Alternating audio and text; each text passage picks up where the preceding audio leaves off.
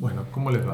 Prometí 5 clases y pienso que después de esta van a ser sin ninguna dificultad el primer trabajo del segundo cuatrimestre. Quizás ni siquiera sean necesarias tantas, pero estas las van a tener que ver con atención. Bueno, en el segundo cuatrimestre el primer trabajo, sea que no hayan presentado nada en el primero, no hayan aprobado, esto no es óbice para desaprobar la materia, sino que ahora sí van a tener que aprobar la segunda parte para tener la instancia RIC. Dice que deberán ver en un adjunto que yo ya les envié, pero les vuelvo a enviar, qué país fue asignado a cada grupo. Quiere decir que es un trabajo grupal, si no consiguen con quién hacerlo, lo pueden hacer solo, de a 2 o de a 3 máximo, y van a tener que ver qué país fue asignado a cada grupo. Vamos a explicar por qué esto de los países. Quiere decir que tienen que mirar con detenimiento que Acerbo, Acuña, Dresde, Agudo tienen Uruguay, Aguirre, Albornoz, Anaya tienen Paraguay, que tienen Brasil, Baza, Bétola y Bonfilio, y así sucesivamente. Al final se vuelve a repetir y los últimos dos quedan solitos en el grupo y tienen que mirar qué país les toca. Vuelvo al documento Word. En la otra planilla de cálculo o independientemente en PDF, ya se los envié, pero se los vuelvo a enviar, podrán ver e imprimir también la hoja del país asignado que deben completar para la exposición que cada uno deberá filmarse. Quiere decir que es una hojita que va a actuar como ayuda a memoria. Yo les voy a buscar ahora un modelo para que ustedes la vean. A ver si tengo algo acá.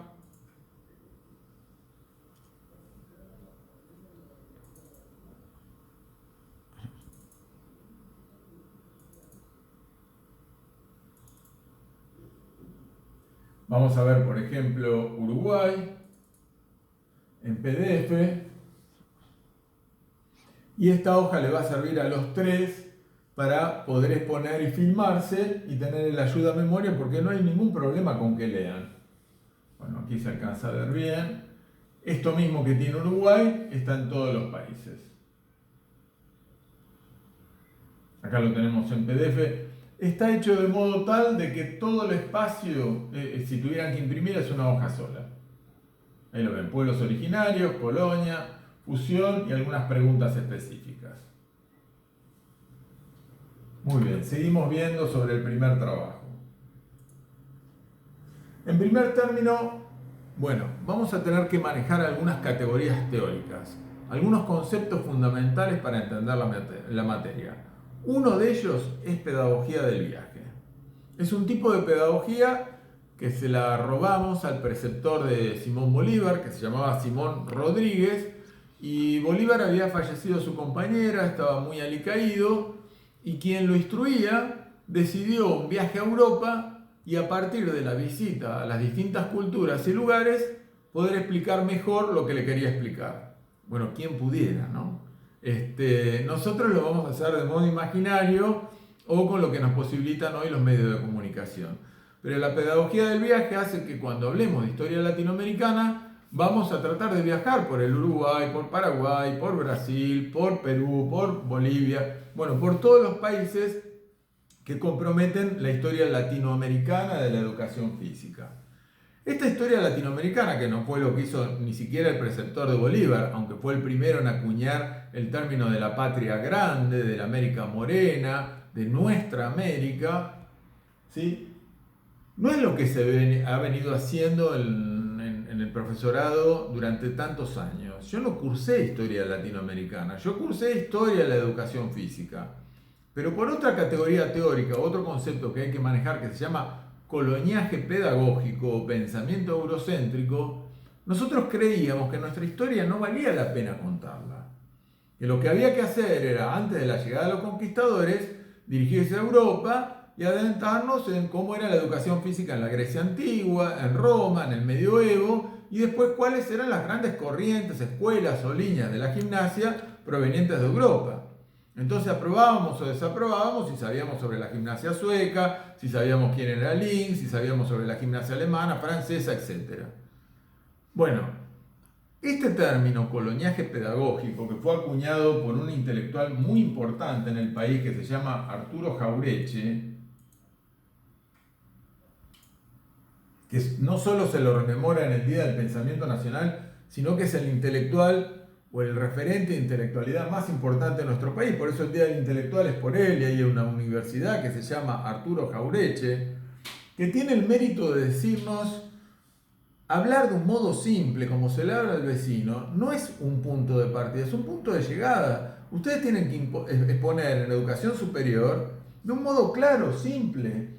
Bueno, entre sus obras está El medio pelo argentino, que todos sabemos a quién se refiere, el manual de Soncera, donde dice: yo no soy un vivo, apenas un sonso avispado, pero a veces reproducimos cosas que si las pensamos no tienen sentido. Y el coloniaje pedagógico, él se lo atribuye fundamentalmente a la obra de Sarmiento. Y dice que Sarmiento quiso hacer de la Argentina la pequeña Europa, pero tirando contra el gaucho y el indio a quemarropa. Y yo creo que tiene razón.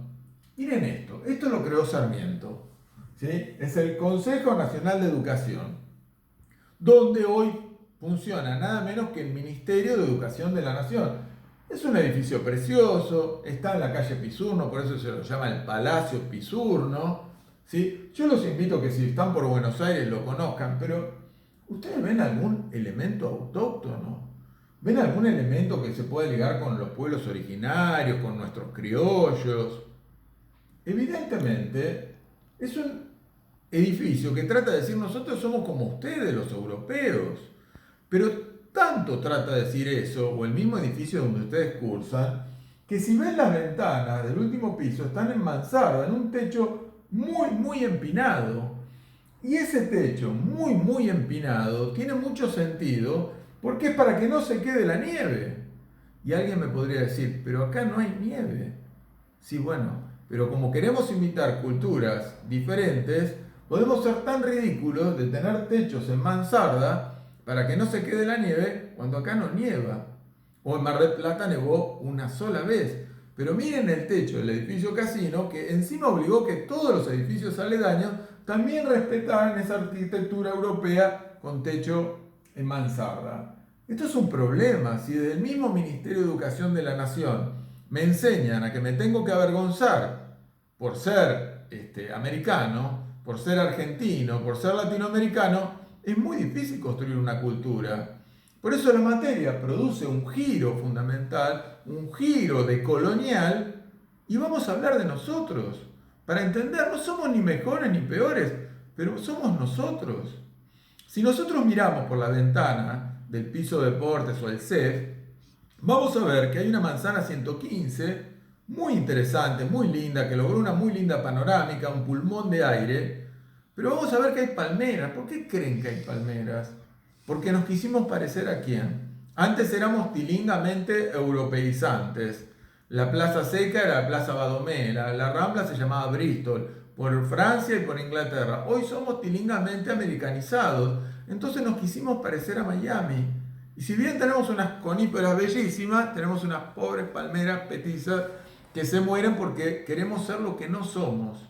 Entonces la materia no solo tiene que utilizar la pedagogía del viaje para recrearnos en nuestra región, no solo tiene que eliminar el coloniaje pedagógico, el pensamiento eurocéntrico, sino que tiene que producir un giro decolonial. Y acá hay muchos autores que produjeron desde el exilio, que se fueron con los pueblos originarios para aprender, para entender de nuestra América morena, y yo voy a citar uno solo, voy a citar un doble doctor con plena actualidad, porque este congreso o este seminario lo dio hace muy poquito, que se llama Enrique Dussel. Y Enrique Dussel dice: yo doy conferencias sobre historia en todo el mundo, pero esté en la India, esté en el África, esté en Europa, esté en América, le pregunto cómo dividen la historia para estudiarla, y la dividimos en 4, me contestan. Dividimos el primer periodo, la antigüedad; el segundo, el medioevo; el tercero, la modernidad; y el cuarto, el mundo contemporáneo. Bueno, no. El giro decolonial va a ser que la historia la dividamos en 3 etapas diferentes, ¿sí? El giro decolonial, que predica la materia, impone esta nueva división de la historia: precolonial, colonial y contemporánea. Entonces, volviendo al trabajo, somos 3 en el grupo. Uno se va a encargar de la etapa precolonial, el otro de la colonial y el último de la contemporánea, que si lo vemos en el PDF está claramente determinado. Precolonial, colonial, mundo contemporáneo. ¿Sí? Esto en todos los países igual. Una vez que delimitamos las etapas de estudio que nos corresponden a cada uno, bueno, el que comienza tiene que pensar desde y hasta. ¿Cuándo comienza el periodo precolonial? Que son los habitantes que hubo en América con anterioridad a la llegada de la conquista. ¿De cuánto tiempo data? ¿Desde siempre América pobló el mundo o viceversa? Entonces vamos a tener que ver algunos videos, yo recomiendo uno en particular, sobre el poblamiento de América. Yo recomiendo este, que es el número 3, yo les voy a pasar el link, y que comienza con la teoría autóctona.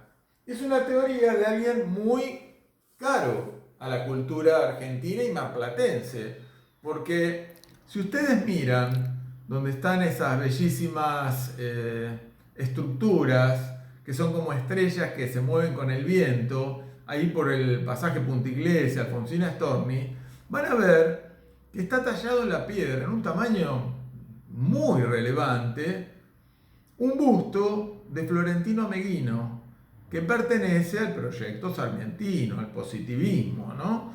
Es un investigador argentino muy importante que a partir de unos restos fósiles que encuentra, dice que en realidad el origen del hombre está en América y que de ahí se pobló toda la Tierra.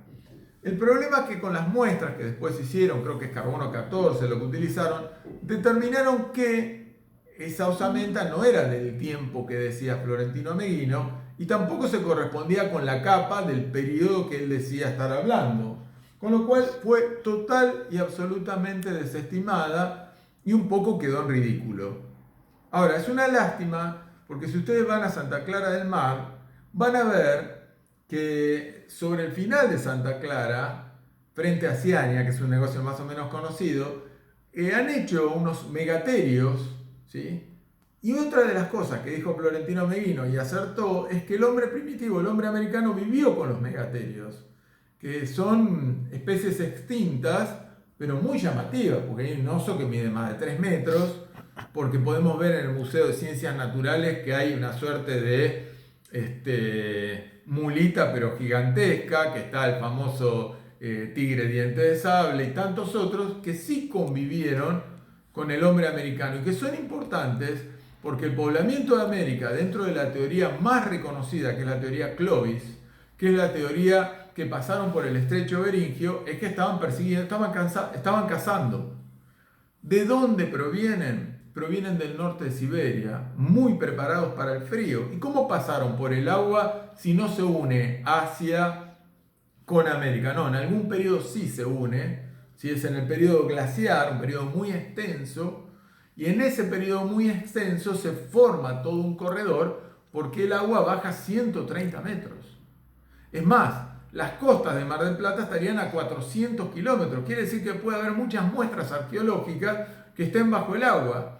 Y una muestra arqueológica de aproximadamente 30.000 años es la famosa punta de flecha, por eso teoría Clovis, que querría significar eso. ¿Y cuál es el único animal que puede hacer una flecha? ¿Cuál es el único animal que puede hacer una herramienta? Como decía Fernando Rodríguez Facal, tiene el dedo prensil, ¿no es cierto?, que le permite convertirse en el Homo faber, no solo en el Homo erectus. Es el hombre. Hago una pausa.